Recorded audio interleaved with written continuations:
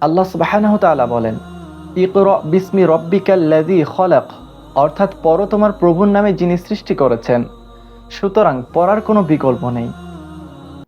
হযরত আবু হুরায়রা রাদিয়াল্লাহু তাআলা আনহু হতে বর্ণিত, তিনি বলেন, নবীজি সাল্লাল্লাহু আলাইহি ওয়াসাল্লাম বলেছেন, কোনো লোক মিথ্যাবাদী হওয়ার জন্য এতটুকুই যথেষ্ট যে যা সে শুনে তাই লোকের নিকট বলে বেড়ায়।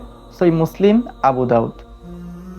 হযরত আব্দুল্লাহ ইবনে মাসউদ রাদিয়াল্লাহু তাআলা আনহু থেকে বর্ণিত, রাসূলুল্লাহ সাল্লাল্লাহু আলাইহি ওয়াসাল্লাম বলেছেন, সত্যবাদিতা কল্যাণের পথ প্রদর্শন করে এবং কল্যাণ মানুষকে জান্নাতের পথে নিয়ে যায়।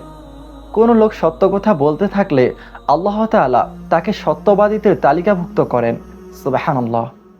আর মিথ্যাচার পাপাচারের দিকে নিয়ে যায় এবং পাপাচার মানুষকে জাহান্নামে নিয়ে যায়। কোনো ব্যক্তি মিথ্যা কথা বলতে থাকলে আল্লাহ তাআলা তাকে মিথ্যাবাদীদের তালিকাভুক্ত করে দেন। নাউযুবিল্লাহ। সহিহুল বুখারী ও মুসলিম।